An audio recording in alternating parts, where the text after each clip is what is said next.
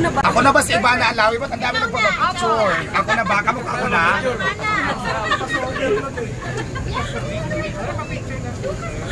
Sige na. Ako na ba talaga si Ivana Alawi? Ba't ang dami nagpapapicture? Magkamukha na ba talaga kami? Tinalbugan mo si Ivana. Ivana Alawi.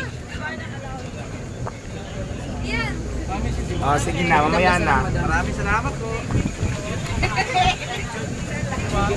Uy, galing ko. Sana si ano, boss, ano?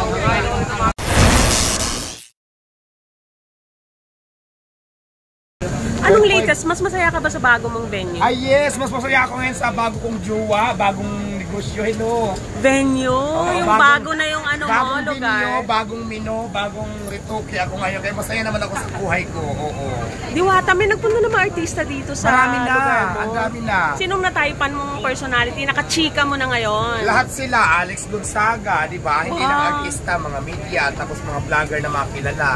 So marami na, Kim Domingo, Kim Rodriguez, tapos sunod na sila Coco Martin. Basta kumain lang, tapos sila Brenda Mitch, mga gano'n. Marami nang pumunta rito. Sinong gusto mong pumunta? Si Alden? Lahat naman sila, pwedeng gusto kong pumunta dito. Para di ba exposure ko at saka nakakatuwa dahil ang Diwata Paris Overload ay maraming kumakain na hindi lang ordinaryong tao, pati na din mga artista, mga politiko, maraming kumakain. Sino talagang gusto mo makita na fan ka ng artista yun? Ang gusto ko makita at kumain dito si Coco Martin at saka si Ivana Alawi, ayan. Oo, imbitahan mo na sila na pumunta dito, please. Pero Coco Martin and Ivana Alawi, kung nanonood naman kayo ngayon, pumunta naman kayo dito sa Diwata Paris ko. Oo, anong... Kumain naman kayo, ako bahala, ilibre ko kayo. Oo, diba?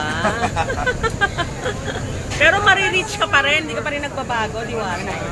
Wala naman magbabago, siguro yayaman lang ako pero yung ko at ganun pa rin. Wala pa rin magbabago, gaganda lang ako. Wala ka namang plan mag-expand sa ibang yes, location? mayroon na, magandang tanong yan. Ay kakalat ko na, expand ko yung Diwata Paris Overload, Luzon, Visayas sa Mindanao. Maraming yung nag-o-offer sa'yo na makisosyo? Meron na po.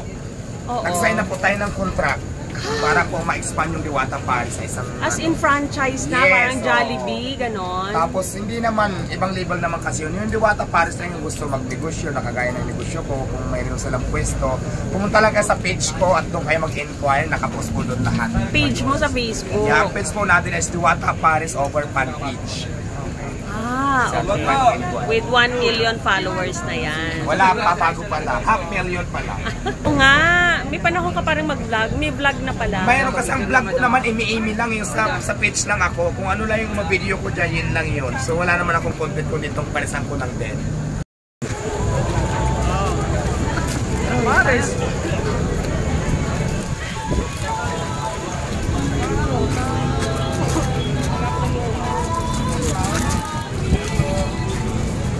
Picture lang tayo.